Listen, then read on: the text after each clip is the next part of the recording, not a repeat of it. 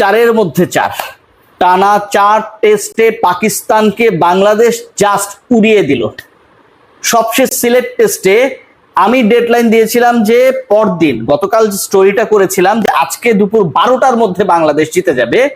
সেই জায়গায় ভুল করার জন্য, ভুল তথ্য দেওয়ার জন্য আপনাদের সবার কাছে আমি ক্ষমা প্রার্থী, কারণ বাংলাদেশ আরো 45 মিনিট সময় কম নিয়েছে, পাকিস্তানকে উড়িয়ে দিয়েছে। পাকিস্তানের গণমাধ্যম এবং সেই গণমাধ্যমে লিটন কুমার দাস এবং তার দলকে নিয়ে যে ট্রল হয়েছে, সেই ট্রলের জবাবে বাংলাদেশ দলের 11 জন ক্রিকেটার, স্কোয়াড সহ 15 জন ক্রিকেটার, সাপোর্ট স্টাফ সহ সংখ্যাটা হয়তো একটু 20+ হবে, জাস্ট ওই ট্রলকারীদের থাপ্পড় মেরেছে, চর বসিয়েছে তাদের দুগালে। চর খেয়েছেন বাংলাদেশের অনেকেই। লিটনকে কেন্দ্র করে যখন নানা ধরনের ট্রলিং চলছিল, রিজওয়ান নাকি লিটনের ফাদার, এরকম কথাও বলেছে অনেকেই। সেখানটায় গিয়ে আমাদের দেশের অনেক মানুষ বাংলাদেশেরই সমালোচনা করেছে। এটা খুব সহজ। আজকে তাদের অন্তরে জ্বালা, সেই জ্বালার কারণ দুটা। একটা হচ্ছে তারা আসলে বাংলাদেশে থাকলেও পাকিস্তানকে মনে প্রাণে ধারণ করে এবং বাংলাদেশটা কেন পাকিস্তান হলো না বা এখনো নয় সেই নিয়ে আফসোস করে। আর দ্বিতীয় কারণ যেটা, সেটা হচ্ছে আপনি যখন লিটন কুমার দাসকে গালাগাল করছেন, যেহেতু তিনি সংখ্যালঘু সম্প্রদায়ের একজন, তখন সেটা খুব সহজ হয়ে যায়। তাদের আক্রমণ করা, কটূক্তি করা, বাজে কথা বলা, নানাভাবে হেয় করা অনেকের কাছে মনে হয় যে এই বাংলাদেশে খুব সহজ কাজ। তাদের জন্য যে কাজটা সহজ ছিল, পাকিস্তানের জন্য সেই কাজটাই অনেক দুরূহ ছিল। 78 রানে বাংলাদেশের কাছে হেরেছে, টানা 2টা টেস্ট সিরিজে হোয়াইট ওয়াশ হয়েছে, টানা 4র্থ টেস্টে পরাজিত হয়েছে এবং মোহাম্মদ রিজওয়ান শত অভিনয় করেও কাছাকাছি গিয়েও একাডেমি অ্যাওয়ার্ড অস্কার পেলেন না, সেই আক্ষেপে পড়েছে। কি রাগ করলা? রাগ করতেই পারেন, অনেক কারণেই রাগ করতে পারেন, কিন্তু end of the day this is the day যেটাতে আমরা আসলে উদযাপন করব। রাগী মানুষদের রাগ, ক্ষোভ, কষ্ট, না পাওয়ার আর্তনাদ, পাকিস্তান হেরে গেছে সেই কষ্টের প্রলাপ শোনার আসলে এই বাংলাদেশের কারো অন্তত এই মুহূর্তে সময় নাই। ভাবতে পারেন যারা পাকিস্তানি, যারা বাংলাদেশকে গালাগাল করেছে গত 24 ঘন্টায় অথবা গত 18 ঘন্টায়, তাদের সাথে যখন এই দেশের মানুষজন, এই দেশের হাওয়ায় আলোয় বরফ হওয়া মানুষজন এক হয়, আমাদের জাতীয় দলকে গালিগালাজ করে, ঠিক তখন কেমনটা লাগে। অথচ এই ক্রিকেটাররা পুরো দেশের প্রতিনিধিত্ব করেছে আজকে। হোয়াট অ্যাবাউট তাইজুল ইসলাম? মূল ক্রিকেটে যদি ফিরে যায়, আজকের সবচেয়ে বড় ক্যারেক্টার তাইজুলের এই ক্যারেক্টারকে আলোচনা করতে গেলে শুরুর দিকের আলোচনাটা করতে হয়। বাংলাদেশ দল কেন অতিরিক্ত অফ স্পিনার নিয়ে খেলছে না, কত আলোচনা আমরা শুনেছি না? আরো একজন অফ স্পিনার দরকার ছিল, প্রয়োজনে আমরা তাইজুলকে বসিয়ে রাখতাম। Taijul is not effective. প্রথম টেস্টে তাইজুল খুব বেশি ইফেক্টিভ হন নাই, সত্য। প্রতিদিন আপনার সানডে না, প্রতিদিন আপনি 5 উইকেট পাবেন না, প্রতিদিন ম্যাচ জেতাবেন না। আর যেদিন ম্যাচ জেতানোর জন্য মিরাজ রয়েছেন, নাহিদ রানা রয়েছেন, তাসকিন রয়েছেন, সবাই যদি একসাথে ম্যাচ জেতাতে চান, একটা ম্যাচ আসলে কতজন জেতাতে পারেন সেটাও কিন্তু একটা কাউন্টেবল ইস্যু। তাইজুল ইসলাম দলে কেন, সেই আলোচনাটা হয়েছিল। তাইজুল ইসলাম দলে কেন, সেই আলোচনা হবে, আজ আবারও হবে। ক্যারিয়ারে 18তম বার 5 উইকেটের বেশি পেলেন, বাংলাদেশের হয়ে 273 উইকেট, টেস্টে যেটা সর্বোচ্চ 27 উইকেটের দূরত্বে রয়েছে, টেস্টে ম্যাজিক ফিগার 300 উইকেট থেকে। এবং এই যে 300-র কাছাকাছি উইকেট তিনি পেয়েছেন এমন একটা সময়ে, এমন একটা ক্যারিয়ারে যখন বাংলাদেশের কিংবদন্তি বাঁহাতি স্পিনার সাকিব আল হাসানও দলে খেলেছিলেন। সেই তাইজুল আজকে ম্যাচ ঘোরালেন সাজিদকে আউট করে। সেই তাইজুল শেষ উইকেটটা নিলেন, মাঝখানে শরীফুল এলেন এবং সাথে সাথে 94 করা রিজওয়ান ড্রেসিং রুমের পথ ধরে গেলেন।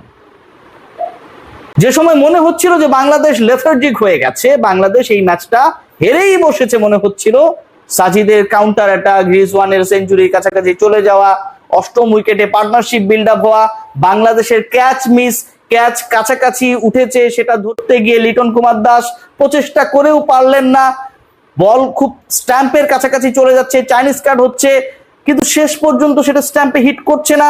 সকল ব্যাড লাক যখন এক হয়ে একটা মিছিলে নেমেছিল যে বাংলাদেশ হয়তো আজকে হেরেই যাবে, আর একই সাথে যাদের চরম আনন্দ সুখানুভূতি তৈরি হয়েছিল বাংলাদেশে থেকে যে বাংলাদেশ সত্যি সত্যি হেরে যাবে, তাদের সেই আনন্দে পানি ঢেলে দিলেন। শেষ পর্যন্ত মেহেদী হাসান মিরাজ দুর্দান্ত ক্যাচ নিয়ে, তাইজুল ইসলাম 2টা উইকেট নিয়ে, শরীফুল ইসলাম দারুণভাবে এই ম্যাচে বাংলাদেশকে ফিরিয়ে।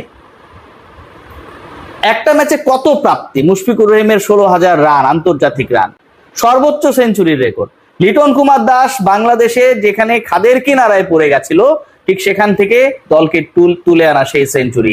তাইজুল ইসলামের বল হাতে পারফরম্যান্স, লিটন মুশফিকের সাথে 2 ইনিংসের টানা 2টা অসাধারণ অনবদ্য পার্টনারশিপ, যে পার্টনারশিপ গুলো না হলে আজকে হয়তো ম্যাচের ফলটা ভিন্ন রকম হতেও পারত।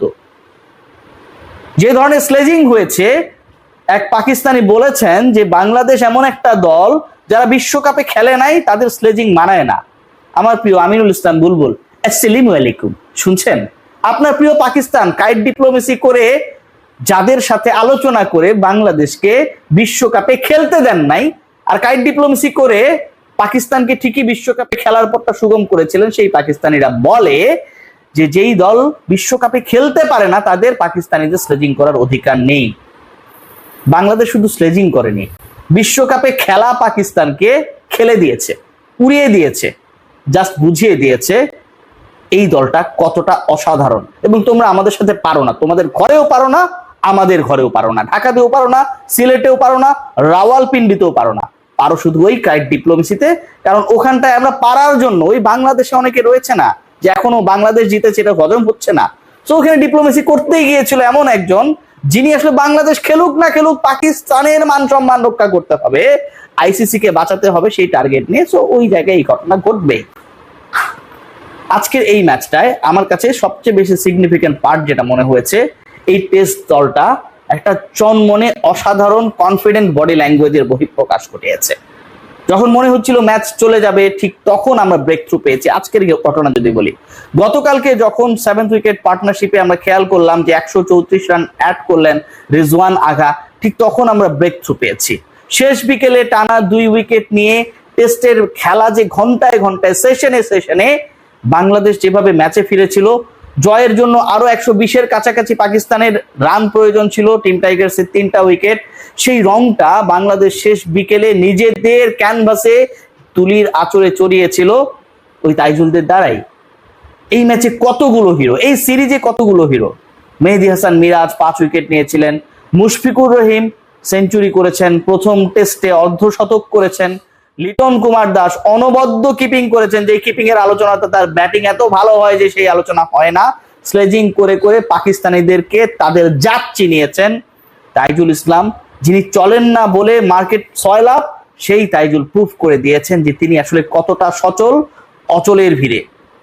আজকের এই ম্যাচে, এই সিরিজে নাহিদ রানা যেভাবে বিশ্বে তার নজর কেড়েছেন গতি দিয়ে, সুইং দিয়ে এবং প্রতিপক্ষকে ভয় দেখানোর মানসিকতা দিয়ে, পরের আইপিএলে অনেকেই বাংলাদেশিরা হয়তো খেলবে না, মনে মনে আফসোস করবে, খেললে নাহিদ রানা যদি অ্যাভেলেবেল থাকতো ভালোই হতো।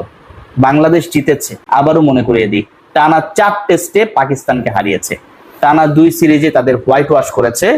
বিশ্ব রেকর্ড যারা গড়ার পরিকল্পনা করছিল, যারা বলেছিল যে বিশ্বকাপে খেলতে না পারা একটা দলের তাদের স্লেজিং করার অধিকার নেই, এখন আর তারা স্লেজিং করবে না।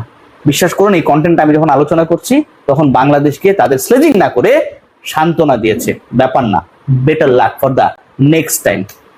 পাকিস্তানি যারা আছেন, যারা শুনছেন, আপনাদেরও better luck for the next time, কম ব্যবধানে হাইরেন।